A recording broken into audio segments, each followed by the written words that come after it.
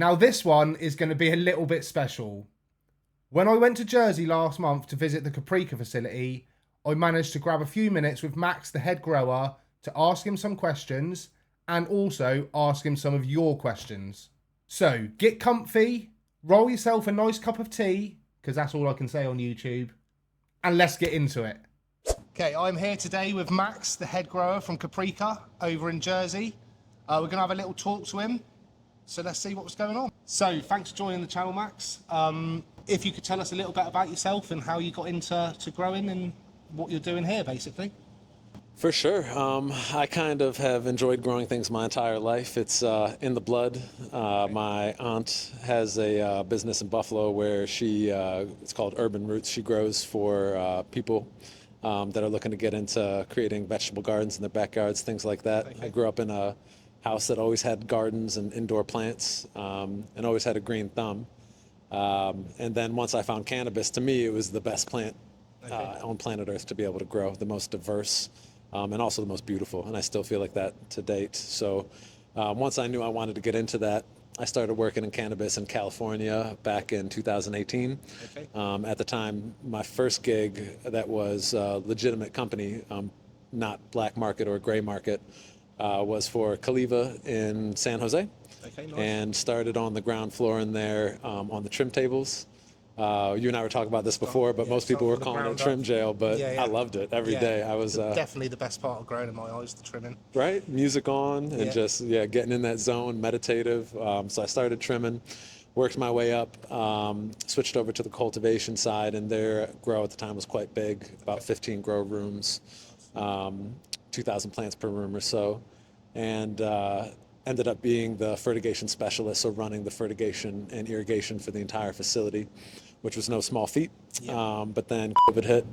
My fiance, she's from New Zealand, so we decided to go back to New Zealand because it was just a bit crazy in America at the time, and then started working for Puro, which is a sustainable regenerative ag medicinal cannabis company in New Zealand. Okay.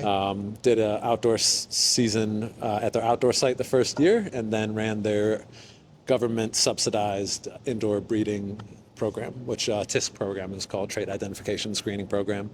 Left there to come to Caprica and have been here for about 8 months or so now. Nice. And how do you find growing over here for the UK medical market different to growing back in America, or is there any differences to the process? Oh, great question. Yeah, I guess like EU pharmacopoeia is pretty stringent and strict, and there's a decent amount of red tape, and that to me is kind of, it's a puzzle that has to be solved in the right way. So, our micro standard for here is quite strict.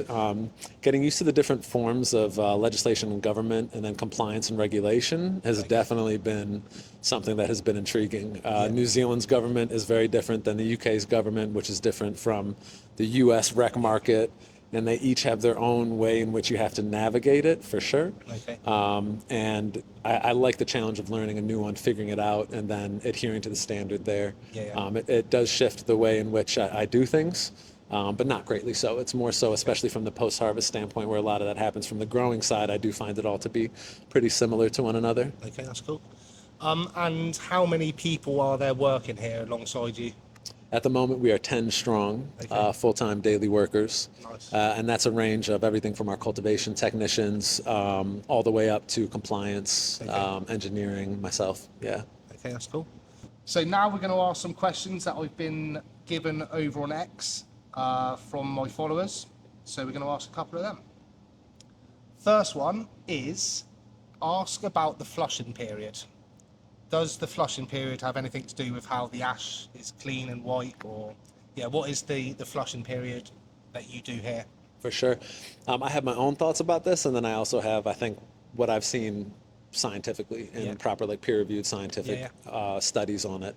My own thoughts is I'm a big advocate of a flush. I think like a minimum 48-hour flush.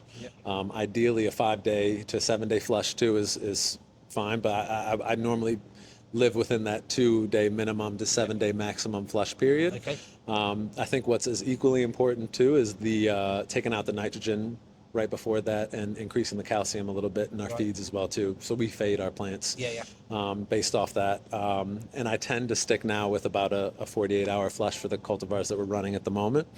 From what I've seen in terms of proper studies, and I can't remember exactly which company published this right now, but they did head-to-heads on whether or not flushing actually had an effect on the final product. I don't think they would have done it in terms of like smokability, and I don't want to, I can't fully remember it right now, so I don't want to misspeak, but I'm almost certain, I don't think anybody was sitting there smoking a joint and then testing it. I think they were looking more at like the COAs and the data that came off of the yield and the cannabinoid content of it. But they saw that there wasn't a significant difference between yield or cannabinoid content with a flush. And I think the only proponent that they put forward saying that a flush would be benefit would be by saving fertilizer and not having to spend money on fertilizer. As a consumer and like as a patient myself, I prefer flushed cannabis. I think a flush is important. I think and I do that in all my grows for sure. Yeah. That's cool. Brilliant. Okay, bit of a different view because the sun was getting in my eyes. So the next question, why are the terps or medical so muted? I think a big part of that has to do with the supply chain and the amount of time it takes from product to get from the final portion at a facility packaged and into the hands of the patients. And then along that way, there's not many checks and balances for, there's a lot that we do on our end for storage, but there's a lot of variables there that are outside the control of the actual growers. For example, when we store our product and send it, we have it in a very nice styrofoam pack with chillers in there. So we want to keep it temperature regulated. But, what's to say that there might be companies out there that might be sending product and not having it as regulators, means then it gets on a plane and is subjected to extreme ups and downs. And, terpenes are volatile compounds, so they're going to be potentially burning off during that process. But time, I think, is the biggest one. I think the longer the time it takes to then have to go and either get irradiated or packaged somewhere and then sent back and then sent to the clinic and then get into the hands of the patient, I think you're going to lose your terps before they get to the final. Whereas, if it's, and I get that, it's a pretty big difference. Whereas if you have someone who's growing in a tent somewhere and you get it the next day, there is a difference there. So off the back of that question, I guess, what would be the quickest turnaround time that you could do the flowering sort of from this farm, from this facility? Yeah, so now that both of our upcoming cultivars are going to both be non-irradiated, that takes out a huge portion of time. So it goes from having, if we're irradiating products, that product could be in Portugal or Spain or wherever that's happening for a month. So that takes a month off of that. So the goal for us is to try to get in the hands of the patient as quickly as possible. A way in which we're also going to do that is packaging here ourselves. So we have an audit next week, actually. So it was great for you coming because we got everything nice and clean and ready for you. So they're ready for the audit too. But once we get through that audit, we'll be able to package on site as well too. With those two things, non-irradiation and packaging, the goal is to have a 4 to 6 week lead time, which is pretty quick comparative to a lot of places. And I think a lot of companies, I imagine, are hunting the same thing. They're looking for shorter, and hopefully not cutting the corner on things like curing and part of the post-harvest process. That still needs to be done, doesn't it? Yeah. Okay, excellent. Okay, we've got another question here. How can my skill set help your operation? I'm stacked with experience, have a great CV, live and breathe the sector, and have 2 degrees in plant science and crop science, nearly, yet I can't find a job. Is there any way that you would suggest people trying to get into this sort of sector would go down? Route they need to go down? Yep, that's a great question. You can feel that person's passion in that question, by the way, so shout out to them because you can tell they do live and breathe it. You can kind of feel that coming through. It's an interesting one because there's certain caveats that you kind of have to work in the medicinal sector now. One of them is an enhanced DBS check. So if that's a ticked box, then that's fine. Unfortunately, for a lot of us that have been in the game for a while and started in the black market, as you can imagine, not everybody can pass an enhanced DBS check. So that does, I think, limit it for some people. That's a tough one, and that's one that I hope we can overcome eventually because right now in the rec market in California, they're putting programs forth to try to help people specifically that have had something on their record for cannabis. Okay. And I think that's where we should be going Yeah. realistically, you know? So that aside, the biggest thing that I think someone can do, and this is personally how I started too, is start on the ground floor. Even if you have done a bunch of grows yourself and you know how to handle yourself in a grow room, you know what to look for, it's going to be tough to, without having any experience within an actual company, Yeah. to jump into a position where you're calling the shots. It's just going to be straight out of a situation where you haven't had that experience at another company. Yeah. It's going to be tough. Straight into the deep water. Straight, yeah. So the best way to do it is to start at a company on an entry level position. Okay. And because of the nature of what we do with cannabis every day is monotonous at times. It's hard. It can be mundane. You know, you got to default for hours, which again, some people love. Some I love it, but you know, you got to clean. The cleaning part is it's in a clean room environment. It's 75% cleaning, 25% growing. If you can show straight off the bat that you can thrive in those conditions, I think people will move up very fast. Okay. Any head grower worth their salt will see that in somebody. They'll see that ability to take monotonous tasks and excel at them and stay focused. And I think if you can prove that you can do that, you will move up quickly. Okay. And I just say that off personal experience. That was the way I came up in the game, was just trimming, cleaning, everything, doing every part of it, and just really working. Off the back of that question, is there anywhere that you guys in particular at Caprica advertise your jobs? Yeah, so we'll post on the Caprica LinkedIn for jobs that come up. Yeah. It's one that's a bit tougher because of Jersey being separate than the UK for us. Yeah. So because of that, there's a certain amount of people that we can hire from the UK, but ideally it's somebody that's domestic. Otherwise, it would have to be a special visa. So it's a little bit different for us being a bailiwick. Did I say that right? Yeah. Okay, a bailiwick of the UK, but not impossible. So I think like for the right person, if somebody from the UK was interested, please still apply, reach out to us. So you heard it here first, LinkedIn. Yes. Help over there. Yes. Okay, and the last question we're going to answer for now. What happens if you find any hermaphrodite plants at the flowering stage? Would all the whole crop be destroyed, or would they give it more quality control? And could this be why some medical cannabis is seeded? If we find a hermaphrodite in a regular commercial round, and we do scout for it daily, so that's part of our everyday, we'll do herm hunts throughout every single room.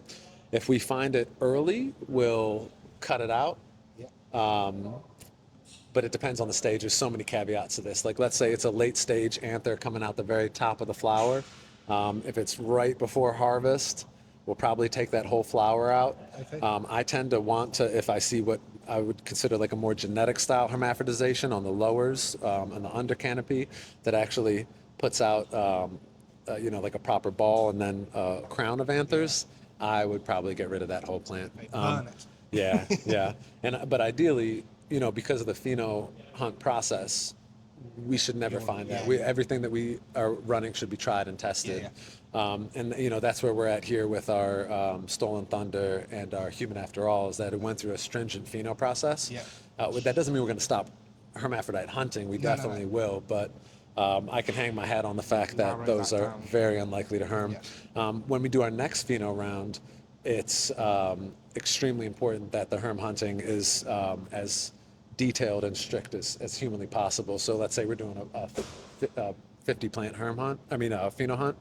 We'll start on every single plant straight from the bottom all the way up to the top, and if any plant shows any sign of hermaphrodization, it's gone right away. It's not going to make it to the end. Sweet. Okay, thank you very much for answering those questions, Max. It has been a pleasure. If you've got any more questions you'd like to ask Max, then feel free to drop them in the comments. I can always get back in contact with him and we get them answered for you. So, thanks for tuning in. So there we have it. A massive thank you once again to Max and everyone at the Caprica team for getting me over and giving it to you straight from the source. You lot are basically co-hosts at this point.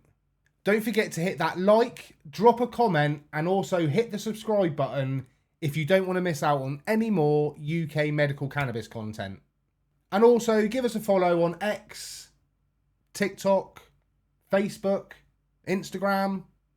I'm a social whore. And I'll leave you with this. In the immortal words of my dear friend Shaggy, it wasn't me. So if anyone asks you how I ended up in a cannabis facility in Jersey, you know the answer. And as I always like to say, peace out, Cub Scouts. Keep it real.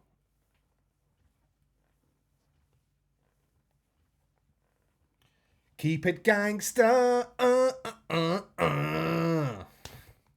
Until the next time.